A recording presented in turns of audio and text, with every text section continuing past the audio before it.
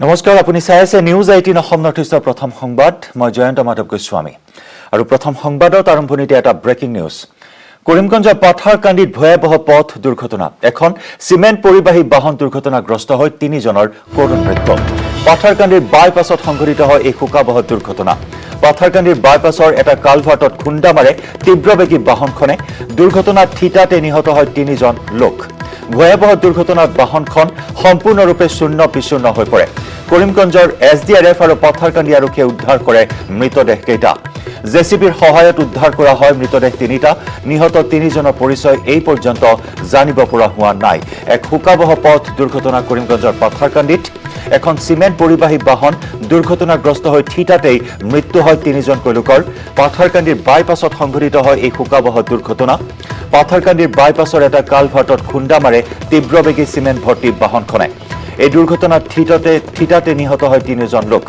ভয়াবহ দুৰ্ঘটনাত বাহনখন সম্পূৰ্ণৰূপে শূন্য বিচূৰ্ণ হৈ পৰে কৰিমগঞ্জৰ এছডিআৰএফ আৰু পাথাৰকান্দি আৰক্ষীয়ে উদ্ধাৰ কৰে মৃতদেহ কেইটা জেচিবিৰ সহায়তহে উদ্ধাৰ কৰিব পৰা হয় মৃতদেহ 3টা এই পৰ্যন্ত নিহত 3 জনৰ পৰিচয় লাভ কৰিব পৰা হোৱা নাই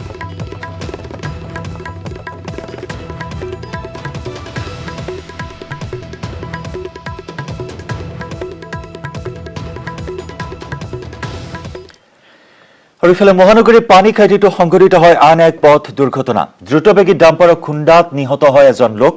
সোমবাৰে নিশা সংঘটিত হয় এই দুৰ্ঘটনা মৃত লোকজন পানীখাইটিৰ মহাদেৱ গৌতম বুলি জানিব পৰা হৈছে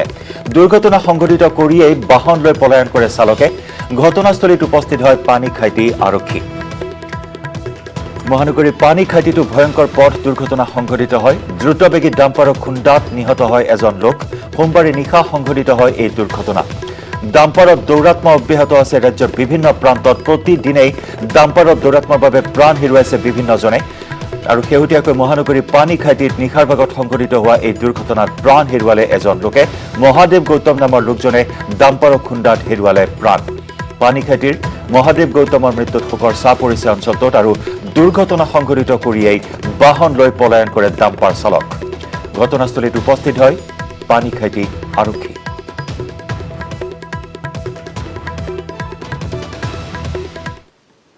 এটা মানুষ করে আমানো গাড়িটা খুলে গেছে আরে বেঙ্গাটো গাড়িটা কম না পাও আমি আসলে আই এসে গাড়িটা খুলে গেছে পানি গেছে আমার পানি থেকে সারিয়েল আন ব্রেকিং নিউজ কাৰ্বি আংলঙৰ বকলিয়া ঘাটত এক বৰ্বৰ কাণ্ড কৰাজী গাঁৱত গণপ্ৰহাৰত মৃত্যু হ'ল এজন লোকৰ খেলপথাৰৰ গোল পোষ্টৰ খুঁটাত বান্ধি ৰড লাঠিৰে উপৰ্যুপৰি প্ৰহাৰ ৰাইজৰ মৃত লোকজনৰ নাম হৈছে মন সিং ৰংপি পৰকীয়া প্ৰেমৰ বাবে প্ৰাণ গ'ল মন সিং ৰংপিৰ দেওবাৰে এক ধৰ্মীয় অনুষ্ঠান চলি থকাৰ সময়তে এগৰাকী মহিলাৰ ঘৰত প্ৰৱেশ কৰিছিল মন সিং ৰংপিয়ে মহিলাগৰাকীৰ দুই পুত্ৰই লোকজনক দেখা পোৱাৰ পাছতেই সৃষ্টি হয় হৈছৈৰ ঘটনাস্থলীত একাধিক লোক উপস্থিত হৈ গাঁৱৰে খেলপথাৰৰ এটা গোল পোষ্টত বান্ধি নিৰ্মম প্ৰহাৰ কৰে মন সিং ৰংপিক সোমবাৰে পুৱা উদ্ধাৰ কৰা হয় মন সিঙৰ মৃতদেহ ঘটনাৰ খবৰ পায়েই গাঁওখনত উপস্থিত হয় আৰক্ষী এই পৰ্যন্ত সোধা পোছাৰ বাবে 4 জনকৈ লোকক আটক কৰিছে বকলিয়া ঘাট আৰক্ষীয়ে উল্লেখযোগ্য যে পূৰ্বেও কৰাজী গাঁৱত মন সিং ৰংপিক প্ৰৱেশ নিষিদ্ধ কৰিছিল ৰাইজে কাৰ্বি আংলঙৰ বকলিয়া ঘাটত বৰ্বৰ কাণ্ড মানৱতাক ভুল লুণ্ঠিত কৰা এক বৰ্বৰ জঘন্য কাণ্ড সংঘটিত হ'ল কৰাজী গাঁৱত গণপ্ৰহাৰত মৃত্যু হ'ল এজন লোকক উপৰ্যুপৰি প্ৰহাৰ কৰাত প্ৰাণ হেৰুৱালে মন সিং ৰংপি নামৰ লোকজনে খেলপথাৰৰ গোল পোষ্টৰ খুঁটাত বান্ধি ৰড লাঠিৰে উপৰ্যুপৰি প্ৰহাৰ কৰে ৰাইজে আৰু ৰাইজৰ গণপ্ৰহাৰত মন সিং ৰংপি নামৰ এই লোকজনে প্ৰাণ হেৰুৱাবলগীয়া হোৱা ঘটনাই সমগ্ৰ অঞ্চলজুৰি ব্যাপক চাঞ্চল্যৰ সৃষ্টি কৰিছে আজি পুৱাৰ ভাগত উদ্ধাৰ কৰা হয় মন সিং ৰংপি নামৰ লোকজনৰ মৃতদেহ আইন হাতত তুলি লোৱাৰ এক বৰ্বৰ কাণ্ড সংঘটিত হৈছে কাৰ্বি আংলঙৰ বকলিয়া ঘাটত পৰকীয়া প্ৰেমৰ বাবে এই ভয়ংকৰ কাণ্ড সংঘটিত হৈছে এগৰাকী মহিলাৰ ঘৰত প্ৰৱেশ কৰিছিল মন সিং ৰংপি আৰু তেনে সময়তে দুই পুত্ৰই লোকজনক দেখি হৈছৈ সৃষ্টি কৰে আৰু তাৰ পিছতে এনেদৰে ৰাজহুৱাভাৱে শাস্তি প্ৰদান কৰি প্ৰাণ কাঢ়ি লোৱা হ'ল এইজন লোকৰ আৰক্ষী ঘটনাস্থলীত উপস্থিত হৈ এই ঘটনাৰ সৈতে জড়িত সন্দেহত 4 জনকৈ লোকক বৰ্তমান আটক কৰি জেৰা অব্যাহত ৰাখিছে এই সমগ্ৰ ঘটনাক কেন্দ্ৰ কৰি তীব্ৰ প্ৰতিক্ৰিয়া আৰু চাঞ্চল্যৰ সৃষ্টি হৈছে বকলিয়া ঘাটত বেগাঁৱত ইয়াত এটা ফাংচন এটা চলি আছিলে লক্ষীমন ধৰ্মৰ চলি থকা অৱস্থাতে এই মনসিং ৰংপি নামৰ ব্যক্তি এজনে মহিলা এগৰাকীৰ ঘৰত গৈ সোমাইছিলে আৰু তেতিয়াই তাৰ যি পিতেক দুজন দেখা পোৱাৰ পিছত ইয়াতে আৰু কেইজনমান ল'ৰা ইয়াত গোট খোৱাৰ পিছত মাৰপিট কৰাৰ ফলত তেখেতৰ মৃত্যু হৈছে ইতিমধ্যে যোৱা বছৰো এই মেনসিং ৰংপিৰ অলপ ইলিচিট যিটো ৰিলেশ্যন এইটোৰ ওপৰত সিহঁতৰ বিচাৰো হৈছিলে আৰু সিহঁতৰ মাজত অহা যোৱা কৰা বাধাও দিছিলে হ'লেও সম্ভৱতঃ চাগে কালি ফাংচনৰ সুবিধা লৈ গৈছিলে তাত আৰু তেনে অৱস্থাত পিতেকে দেখাত এনেকুৱা পাণবজাৰ মহিলা আৰক্ষী থানাত নিশা উপস্থিত হ'ল জুবিন গাৰ্গ পুনৰ আইনী মেৰপেচত যুৱ প্ৰজন্মৰ হাৰ্ট থ্ৰব জুবিন গাৰ্গ পাণবজাৰ মহিলা আৰক্ষী থানাত হাজিৰ হোৱাৰ নিৰ্দেশ দিছিল জুবিনৰ বিৰুদ্ধে নিজাববীয়াকৈ গোচৰ তৰিছিল মহিলা আয়োগে জুবিনৰ বিৰুদ্ধে ৰাজহুৱা মঞ্চত অভিনেত্ৰীক অশালীন মন্তব্য কৰাৰ অভিযোগ উত্থাপিত হয় উল্লেখযোগ্য যে কিছুদিন পূৰ্বে এক অনুষ্ঠানত জুবিন গাৰ্গে সেই অশালীন মন্তব্য কৰাৰ পিছতেই সামাজিক মাধ্যমত বিৰূপ প্ৰতিক্ৰিয়াৰ সৃষ্টি হৈছিল আৰু তাৰ পিছতেই আৰক্ষীৰ কাষ চাপে মহিলা আয়োগ পাণবজাৰ মহিলা আৰক্ষী থানাত নিশা উপস্থিত হ'ল জুবিন গাৰ্গ পুনৰ আইনী মেৰপেচত সাঙুৰ খালে জুবিন গাৰ্গ পাণবজাৰ মহিলা আৰক্ষী থানাত হাজিৰ হোৱাৰ নিৰ্দেশ দিয়া হৈছিল যুৱ প্ৰজন্মৰ হাৰ্ট থ্ৰব জুবিন গাৰ্গক জুবিনৰ বিৰুদ্ধে নিজাববীয়াকৈ গোচৰ তৰিছিল মহিলা আয়োগে জুবিনৰ বিৰুদ্ধে ৰাজহুৱা মঞ্চত অভিনেত্ৰীক অশোভনীয় মন্তব্য কৰাৰ অভিযোগ উত্থাপিত হৈছিল উল্লেখযোগ্য যে কিছুদিন পূৰ্বে এক অনুষ্ঠানত জুবিনে এক অশোভনীয় মন্তব্য কৰিছিল যি মন্তব্য সামাজিক মাধ্যমত ভাইৰেল হৈছিল সামাজিক মাধ্যমত বিৰূপ প্ৰতিক্ৰিয়াৰ সৃষ্টি হৈছিল আৰু তাৰ পিছতেই আৰক্ষীৰ কাষ চাপে মহিলা আয়োগে নিজাববীয়াকৈ গোচৰ ৰুজু কৰে আৰু সেই গোচৰৰ ভিত্তিতেই আৰক্ষী থানাত হাজিৰ হ'বলৈ নিৰ্দেশ দিয়া হৈছিল জুবিন গাৰ্গক আৰু সেই মৰ্মে কালি নিশা পাণবজাৰ মহিলা আৰক্ষী থানাত উপস্থিত হ'ল জুবিন গাৰ্গ অৱশ্যে সংবাদ মাধ্যমৰ আগত কোনো কথা প্ৰকাশ কৰা নাই জুবিন গাৰ্গে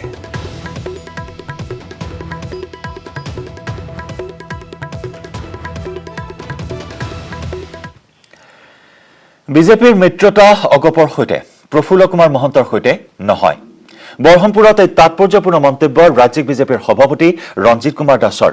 সাৰ্ভে তালিকাৰ 4টা বাছনিৰ ভিত্তিত বৰহমপুৰত বিজেপিয়ে দিব প্ৰাৰ্থী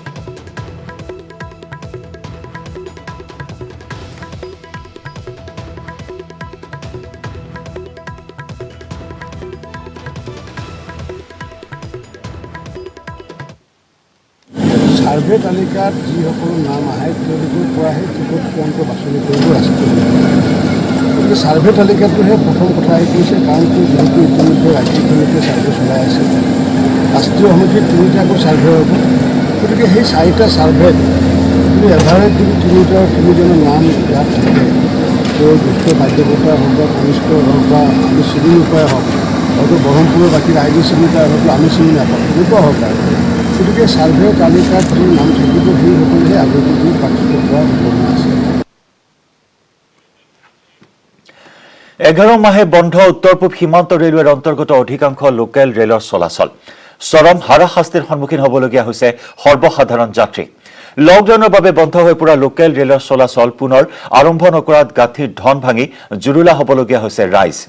বিভিন্ন ক্ষেত্ৰত 100% শিথিলতা ঘোষণা কৰাৰ পিছতো অসমত লোকেল ৰেলৰ চলাচলত অনুমতি নিদিয়াক লৈ সৃষ্টি হৈছে ৰহস্যৰ লকডাউনৰ পিছত সকলো খুলিল কিন্তু অসমত নুঘূৰিল অধিকাংশ লোকেল ৰেলৰ চকা ব্যাপক সমস্যাৰ সন্মুখীন যাত্ৰী ৰহস্যজনকভাৱে নিৰ্বিকাৰ উত্তৰ পূব সীমান্ত ৰেলৱে ৰাজ্যত আৰম্ভ হ'ল নিৰ্বাচনী বতৰ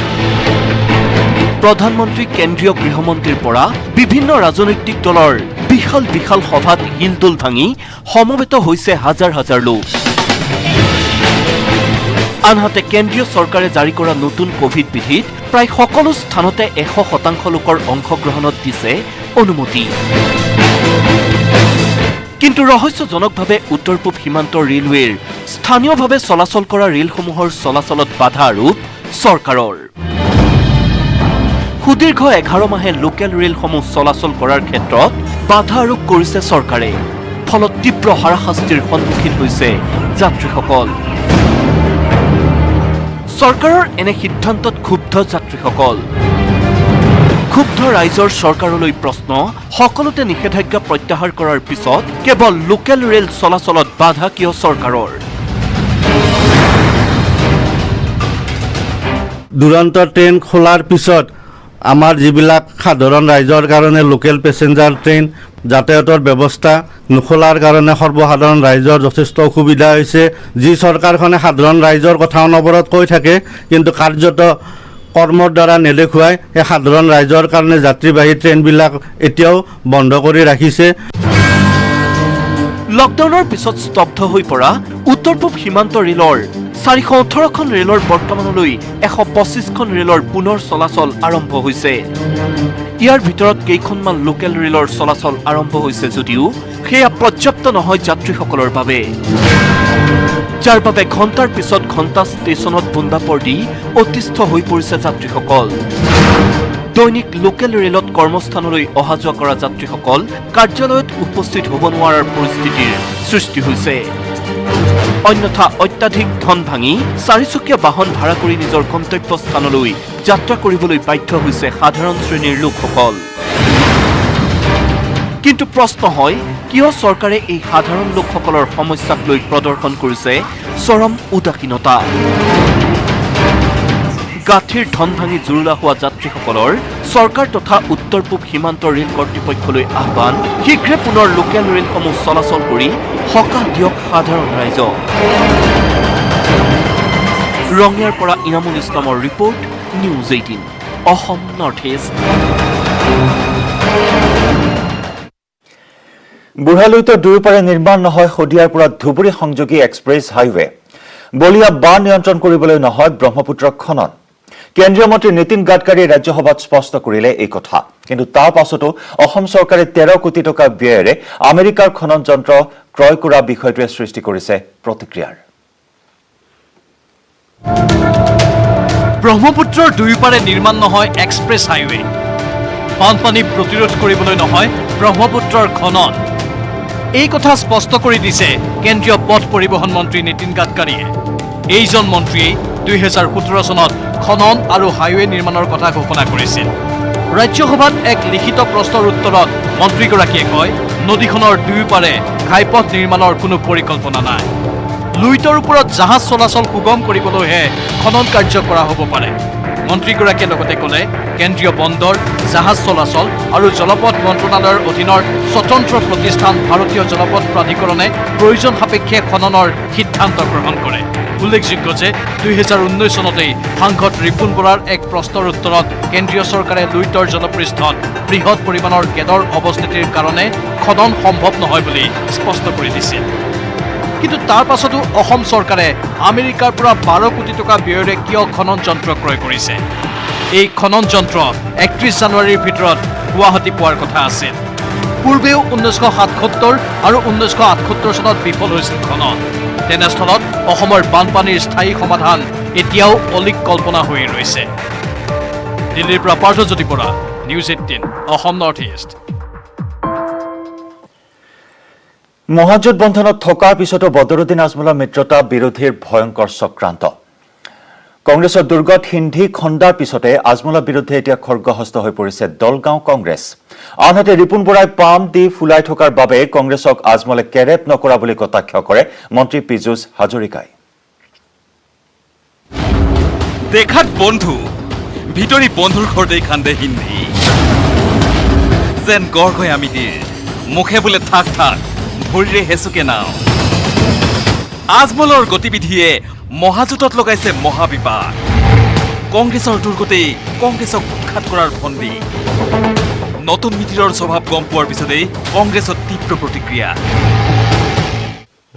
দুইফালে অসুবিধা আহিব, দুয়োটা দলৰে অসুবিধা আহিব। যদি কংগ্ৰেছেও প্ৰক্ষেপ কৰে, UDFও প্ৰক্ষেপ কৰে, তেতিয়াহ'লে দুয়োটা দলৰে সাময়িকভাৱে অলপ অসুবিধা আহিব পাৰে। কংগ্ৰেছ দলৰ মুৰব্বী ৰিপুণ বৰা ছাৰে, আমাৰ অসম প্ৰদেশৰ সভাপতি, তেখেতে আনুষ্ঠানিকভাৱে মিত্ৰজোঁটৰ লগত হাত মিলাইছে আৰু মিত্ৰজোঁটৰ লগত হাত মিলোৱাত দলগত বদৰুদ্দিন চাহাবে যি মন্তব্য কৰিছে তাত দৰং কংগ্ৰেছৰ কোনো ক্ষতি কৰিব নোৱাৰে। যমুনামুখ সমষ্টিৰ ৰাইজে আজি এজন লোকেল MLA বিচাৰি আছে। এইবিলাক তেওঁৰ ল'ৰাক MLA দিছিল, MLA প্ৰাৰ্থীটো দিছিল, দুবাৰকৈ দিয়া হৈছিল। যমুনামুখ সমষ্টিৰ মানুহে তেওঁৰ ল'ৰাক বা ভাতৃক দিয়া হৈছিল, দুবাৰকৈ MLA হৈছে। সেই আশাখিনি মানুহৰ যিখিনি যমুনামুখ সমষ্টিৰ যিখিনি আশা আকাংক্ষা এইখিনি পূৰণ কৰিব পৰা নাই বা ৰাইজক সময় দিব পৰা নাই তেওঁলোক ডুবাইত থাকে বাহিৰত থাকে গতিকে ৰাইজৰ লগত টাচ কমি গৈছে গতিকে এইবাৰ যমুনামুখ সমষ্টিৰ ৰাইজে বিচাৰিছে যে আমাৰ লোকেল এজন মানে শক্তিশালী নেতাৰ দৰকাৰ দেওবাৰে কংগ্ৰেছৰ ঘাটি দলগাঁৱত নিৰ্বাচনী প্ৰচাৰ চলাই খুদ আজমলে দিছিল বিধায়ক ইলিয়াছ আলী মুৰ্দাবাদ ধ্বনি ইয়াৰ পিছতে এই প্ৰতিক্ৰিয়া ইলিয়াছ আলীৰ ইলিয়াছ আলী গ' বেক সেইটো তেওঁৰ কুৰুচি সম্পন্ন ব্যক্তিৰ পৰিচয় দিছে সেইটো তেনেকৈ ক'ব নালাগে মোৰ বিবেকৰ মতে যিটো আলোচনা চলি আছে মহাগঠবন্ধনৰ তাতে তেওঁ কেণ্ডিডেট দিব কি দিব তেওঁৰ কথা বতৰা এইবিলাকত তাৰমানে আমাৰ সন্দেহ হৈছে যে যোৱা বছৰ যেনেকৈ ভোট বিভাজন কৰি বিজেপিক শাসনত আনিছে এতিয়াও তেওঁ সেই একে চক্ৰান্তই কৰি আছে মিত্ৰতাৰ প্ৰাথমিক চৰ্ত ভংগ কৰি আজমলে কৈছিল মিত্ৰ দলে যদি নামানে তেন্তে কিছুমান সমষ্টিত কংগ্ৰেছে প্ৰাৰ্থিত্ব দিলেও AIDFেও দিব প্ৰাৰ্থিত্ব আজমলৰ এই মন্তব্য তাৎপৰ্যপূৰ্ণ হৈ পৰাৰ সময়তেই বিজেপিৰ নেতাই কৰিছে টিপ্পনী মন্ত্ৰী পীয়ুষে ক'লে কংগ্ৰেছে পাম দি আজমলক ইমানেই ফুলালে এতিয়া আজমলে খুদ কংগ্ৰেছকেই কেৰেপ নকৰে মইতো আগৰ পৰাই কৈ আছোঁ মহাজোঁটটো নহয় এইবিলাক হৈছে মহাজোঁট তেওঁলোকে কংগ্ৰেছৰ মানুহবিলাকে অলপ উল্লাসিত হৈ আছিলে ক'ৰবাত AIDFৰ মানুহবিলাকেও উল্লাসিত হৈ আছিলে উৎফুল্লিত হৈ আছিলে কিন্তু মই আগতেও কৈ আছোঁ যে প্ৰথম দিনাখনৰ পৰাই কৈ আছিলোঁ এইটোতো মহাজোঁট নাই এইটো কাজিয়া লাগি ধ্বংস হৈ যাব আৰু ইলেকশ্যনত আমি জিকিম কংগ্ৰেছে যিটো কৰিছে কংগ্ৰেছে বদৰুদ্দিন আজমলক পাম দি এনেকুৱাকৈ ফুলাই দিছে বদৰুদ্দিন আজমল এতিয়া তেওঁলোককে নামানা হৈ গ'ল বিজেপিৰ ৰাজ্যিক উপসভাপতি ৰেখাৰণী দাস বৰুৱাই ক'লে আজমলৰ ভৰি চুই অক্সিজেন লৈ আছে ৰিপুণ বৰাই এই মহাজোঁটে বিনাশ কৰিব পাৰে অসমখন ৰসাতলে নিব পাৰে আৰু বদৰুদ্দিনৰ যিটো তেওঁৰ কোনো বদৰৰ আৰু এতিয়া সংখ্যালঘু ৰাইজৰ মাজত নাই গতিকে না বদৰৰ কদৰ আছে না মহাজোঁটৰ কিবা বিকাশ আছে এইবিলাক চব বিনাশ মানুহে ৰিজেক্ট কৰিছে ৰিপুণ বৰাই সেইদিনাখন মানে জেল যোৱা এটা মানে হেৰি মানে আটাইতকৈ যদি চৈতান আৰু মানে হেৰি আছে তো আমাৰতো কংগ্ৰেছৰ ৰিপুণ বৰাই আছে আৰু এই ৰিপুণ বৰাই আজমল ভৰিত নুচুলে জীয়াই নাথাকে অক্সিজেন নল'লে নাথাকে কংগ্ৰেছ এই কথাটো জানে সেইকাৰণে ভৰি চুই আছে লক্ষণীয়ভাৱে মহাজোঁট বন্ধনৰ কথা চলি থকাৰ সময়তো আজমলে কংগ্ৰেছ বিধায়কৰ দখলত থকা বাঘবৰ সৰুক্ষেত্ৰী দলগাঁও আদিকে ধৰি বহুকেইটা সমষ্টিত নিৰ্বাচনী কুচকাৱাজ চলাই আহিছিল দলগাঁৱৰ পিছত সৰুক্ষেত্ৰী সমষ্টি বিচাৰিও এতিয়া আকুৰগোজ হৈ পৰিছে আজমল বাহিনী সৰুক্ষেত্ৰীত বৃহৎ সমাৱেশ পাতি প্ৰাৰ্থিত্ব আগবঢ়োৱাৰ চেষ্টাৰে AIDFৰ মীনাক্ষী ৰহমানে চলাইছে নিৰ্বাচনী প্ৰচাৰ সৰুক্ষেত্ৰীবাসীৰ ৰাইজে আচলতে AIDF প্ৰেমী ৰাইজ বহুত আছে সৰুক্ষেত্ৰীবাসীৰ ৰাইজ কাৰণ বিগত বছৰত যদি চাই AIDF দলৰ ফালৰ পৰা তেওঁলোকে বিধায়ক নিৰ্বাচিত কৰিছে কেৱল যোৱা 5 বছৰতহে তেখেতসকলে 4.5 বছৰতহে তেখেতসকলে প্ৰথমবাৰৰ বাবে কংগ্ৰেছৰ পৰা বিধায়ক নিৰ্বাচিত কৰিছে গতিকে কংগ্ৰেছী সকল ইতিমধ্যে গম পাই গৈছে বা আমাৰ জনসাধাৰণক এটা কথা নিশ্চিত কৰিছে যে এইবাৰ তেখেতসকলে AIDF দলৰ প্ৰতি আকৃষ্ট হৈ AIDFকে তেওঁলোকে ভোট দিব ইফালে সৰুক্ষেত্ৰীৰ বিধায়ক জাকিৰ হুছেইনৰ দাবী সৰুক্ষেত্ৰীৰ জনতা তেওঁৰ লগতেই আছে সৰুক্ষেত্ৰীৰ জনতা হৈছে মোৰ কাৰণে জনাৰ্দন সৰুক্ষেত্ৰীৰ জনতা হৈছে মোৰ কাৰণে তেওঁলোকে হৈছে মোৰ অভিভাৱক গতিকে সৰুক্ষেত্ৰীৰ জনতাই মোৰ চাৰ্টিফিকেট দিব আজমল ডাঙৰীয়াই যদি কেতিয়াবা তেওঁতো বিভিন্ন বঁটাত আগবঢ়ায় তেওঁ যদি দেখে যে 126টাৰ ভিতৰত কোন বিধায়ক ভাল কাম কৰিছে তেনেকুৱা কেতিয়াবা যদি বঁটা আগবঢ়ায় আজমল ডাঙৰীয়াৰ পৰীক্ষাত বহিম আৰু মই লেটাৰ লৈ পাছ কৰিম ইফালে কংগ্ৰেছৰ দখলত থকা সমষ্টি এটাকৈ AIDFে নিজৰ দখললৈ নিয়াৰ চক্ৰান্তৰ পিছত এতিয়াও নীৰৱ প্ৰদেশ কংগ্ৰেছ পূৰ্বে সাম্প্ৰদায়িক মন্তব্য দি আজমলে মহাজোঁটক অস্বস্তিত পেলোৱাৰ সময়তো APCCৰ সভাপতি ৰিপুণ বৰাই কৈছিল কথাটো চাব লাগিব এতিয়া আজমলৰ মিত্ৰতা বিৰোধী কুচকাৱাজৰ পিছতো ৰিপুণ বৰাৰ একেই কথাটো চাব লাগিব আলোচনা কৰা হ'ব আমি এই গোটেই কথাটো মই তেওঁ কি কৈছে নাজানো মই শুনাও নাই মোৰ দৃষ্টিত আহিছে আজি আমি তেওঁৰ আচল ফুটেজটো চাম আৰু আমাৰ যিখন কোঅৰ্ডিনেশ্যন কমিটি আছে তাত আমি এই কথাবিলাক আলোচনা চিট শ্বেয়াৰিংটো কেনেকুৱা ধৰণে হ'ব ছাৰ চিট শ্বেয়াৰিংটো বেচিকেলিটো যিটো গণভিত্তি তাৰ ওপৰতেই হ'ব bureau report news 18 Assam north east মহামেল মহাজোঁটৰ মিত্ৰ দলৰ আজি অনুষ্ঠিত হ'ব এক গুৰুত্বপূৰ্ণ বৈঠক AIUDF আঞ্চলিক গণমৰ্চা আৰু বাওঁ দলৰ সৈতে বৈঠক হ'ব কংগ্ৰেছৰ বৈঠকত আসন বুজাবুজি চূড়ান্ত হোৱাৰ সম্ভাৱনা আছে কংগ্ৰেছৰ বিধায়ক থকা আসনত চকু দিছে আজমলে মিত্ৰজোঁটে নামানিলেও প্ৰাৰ্থী দিয়াৰ হুংকাৰ বদৰুদ্দিন আজমলৰ কেইবাটাও সমষ্টিৰ কথা এই মুহূৰ্তত চৰ্চাত আহিছে বাগবৰ চেঙা জলেশ্বৰ পশ্চিম গোৱালপাৰা দলগাঁও সৰুক্ষেত্ৰী মানকাছৰত প্ৰাৰ্থী দিব আজমলৰ দলে বৰাকত AIUDF দলে কংগ্ৰেছৰ বদৰপুৰ সমষ্টিত নিজৰ প্ৰাৰ্থী দিয়াৰ পৰিকল্পনা কৰিছে ইপিনে মহাজোঁটৰ অংশীদাৰ বাওঁ দল আৰু অজিত কুমাৰ ভূঞাৰ দলে পাব কিমান আসন সেয়া হ'ব লক্ষণীয় কংগ্ৰেছক কিমান আসন এৰি দিব AIUDF দলে তাৰ ওপৰতো নিৰ্ভৰ কৰিব মহাজোঁটৰ সাফল্য যি সময়ত বিজেপিক প্ৰতিহত কৰি দিছপুৰ দখলৰ স্বপ্ন দেখিছে কংগ্ৰেছ মহাজোঁটে আৰু তেনে সময়তে আসন ভাগ বতৰাক লৈ আজি এক গুৰুত্বপূৰ্ণ বৈঠকত মিলিত হ'ব ইতিমধ্যে এক প্ৰকাৰ হুংকাৰ প্ৰদান কৰিছে বদৰুদ্দিন আজমলে কংগ্ৰেছৰ বিধায়ক থকা কেইবাখনো আসনত AIUDFে প্ৰাৰ্থীত্ব আগবঢ়াব বুলি এক প্ৰকাৰ হুংকাৰ প্ৰদান কৰিছে বদৰুদ্দিন আজমলে আৰু সেই দিশটোৰ প্ৰতি চাই আজিৰ এই বৈঠকখন যথেষ্ট তাৎপৰ্যপূৰ্ণ বিবেচিত হৈছে আৰু আজিৰ বৈঠকতেই চূড়ান্ত হোৱাৰ সম্ভাৱনা আছে কোনে কিমানখন আসন লাভ কৰিব আমাৰ জ্যেষ্ঠ সাংবাদিক বিপুল বৰ্মনৰ সৈতে আমি যোগাযোগ স্থাপন কৰিছো এই মুহূৰ্তত বিপুল এক গুৰুত্বপূৰ্ণ বৈঠক যথেষ্ট তাৎপৰ্য বহন কৰিছে আজিৰ এই বৈঠকখনে আৰু আজিৰ এই বৈঠকতে নিৰ্ণয় হ'ব বা চূড়ান্ত হ'ব কংগ্ৰেছ আৰু AIUDFৰ মাজত প্ৰাৰ্থীৰ কেনেদৰে ভাগ বতৰা হ'ব আসনৰ ভাগ বতৰা হ'ব আৰু তাৰ সমান্তৰালকৈ আঞ্চলিক গণমৰ্চা আৰু বাওঁ দলে কিমানখনকৈ আসন লাভ কৰিব তাৰ বাবে এতিয়া অপেক্ষা সকলোৰে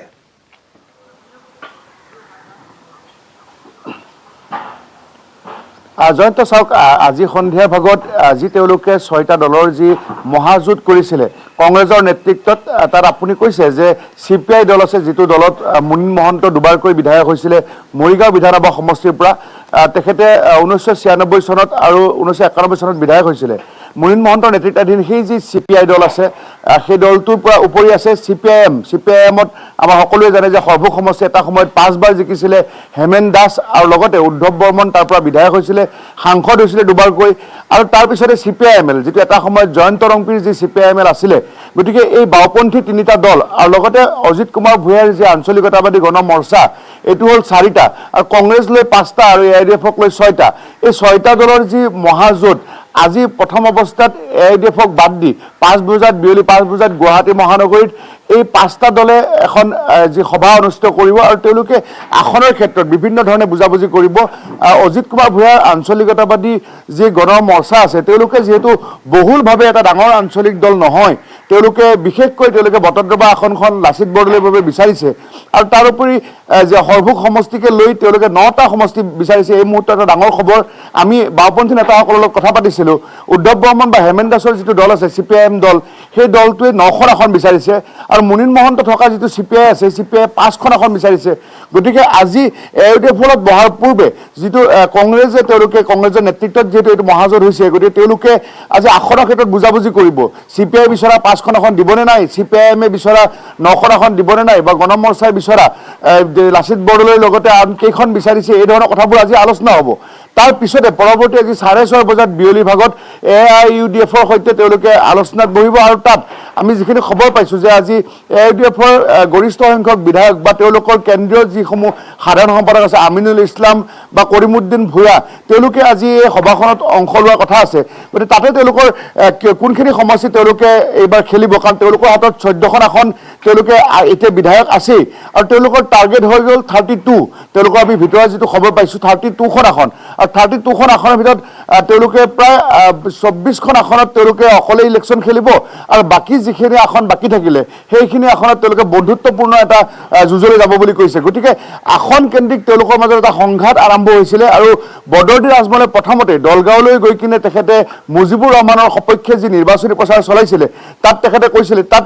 যি তিনিবাৰকৈ 2006 2011 2016 তাৰ পৰা ইলিয়াছ আলীয়ে বিধায়ক হিচাপে নিৰ্বাচিত হৈছিলে সেই তিনিওবাৰ মুজিবুৰ ৰহমান পৰাজিত হৈছিলে অতি কম ভোটত পৰাজয় হৈছিলে মুজিবুৰ ৰহমানৰ এগৰাকী শক্তিশালী নেতা কিন্তু তাত বদৰুদ্দিন আজমলে কৈছিলে যে এবাৰ আমি ইয়াত বন্ধুত্বপূৰ্ণ নিৰ্বাচন খেলিম ঠিক তেনেধৰণে আপুনি যিকেইটা সমষ্টি কৈছে চেঙা ঢিং ৰূপহীহাট বাগবৰ জনিয়া সৰুক্ষেত্ৰী এই সমষ্টিসমূহত বন্ধুত্বপূৰ্ণ নিৰ্বাচন খেলাৰ বাবে AIUDF দল আগবাঢ়িছে কিন্তু কংগ্ৰেছে মানি ল'বনে নাই কাৰণ আজি মানকাছাৰত কংগ্ৰেছৰ দলৰ ডাক্তৰ মতিউৰ ৰহমান মণ্ডল বিধায়ক হিচাপে আছে আৰু সেই সমষ্টিটোতে AIUDFৰ সাধাৰণ সম্পাদক আমিনুল ইছলামো আছে গতিকে এই ধৰণৰ সমষ্টিক লৈ জয়ন্ত তেখেতসকলৰ মাজত এটা সংঘাত এটা ভিতৰি এটা সংঘাত যথেষ্ট সম্ভাৱনা আছে কাৰণ কিছুদিন আগতে ৰকিবুল হুছেইনে যমুনামুখত যেনেধৰণে সভা কৰিছিলে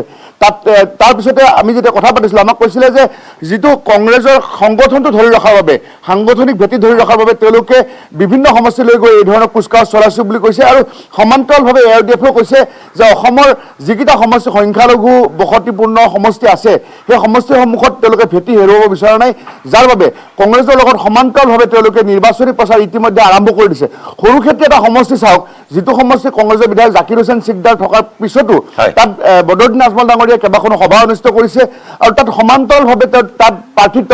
প্ৰক্ষেপ কৰিছে জয়ন্ত গতিকে এতিয়া নিৰ্বাচন সন্মুখত আছে যিকোনো মুহূৰ্তত অধিসূচনা জাৰি কৰিব আৰু এই নিৰ্বাচনৰ প্ৰাক মুহূৰ্তত এতিয়া এই সমষ্টিবিলাকক লৈ বন্ধুত্বপূৰ্ণ যুঁজ হ'ব নে অকলে খেলিব এই লৈ AIUDF আৰু কংগ্ৰেছৰ মাজত কিন্তু ভিতৰি এখন শীতল যুঁজ চলি আছে জয়ন্ত নিশ্চয়কৈ বিপুল 101+ মিছন কংগ্ৰেছ মহাজোঁটৰ গতিকে এই মিছন সফল কৰিবলৈ আজিৰ এই বৈঠকখন যথেষ্ট তাৎপৰ্যপূৰ্ণ বিবেচিত হ'ব কিন্তু সমষ্টি কেন্দ্ৰিক যি যুঁজ বা টনা আজোৰা অব্যাহত আছে তীব্ৰ টনা আজোৰাৰ কথা আপুনি উল্লেখ কৰিছে কেইবাটাও সমষ্টি বন্ধুত্বপূৰ্ণ কথা কোৱা হৈছে আৰু এই বন্ধুত্বপূৰ্ণ প্ৰাৰ্থী বা যুঁজক কেন্দ্ৰ কৰি কালি ইলিয়াছ আলীয়ে এটা গুৰুত্বপূৰ্ণ মন্তব্য কৰিছিল দলগাঁৱৰ বিধায়কগৰাকীয়ে অভিযোগ উত্থাপন কৰিছে যে বিজেপিৰ বি টিম হিচাপে কাম কৰিছে AIUDFে বিজেপিক সহায় কৰিবলৈ এই চক্ৰান্ত AIUDFৰ এই অভিযোগো তেওঁ উত্থাপন কৰিছে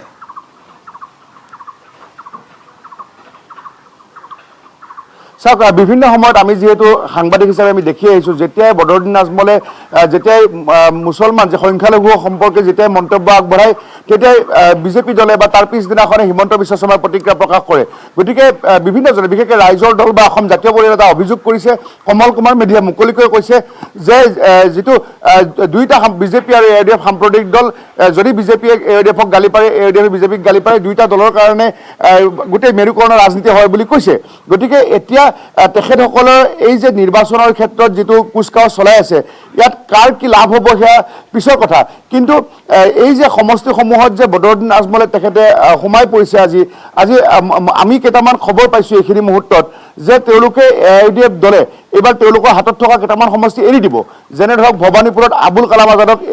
সেই সমষ্টিটো কংগ্ৰেছক এৰি দিব ঠিক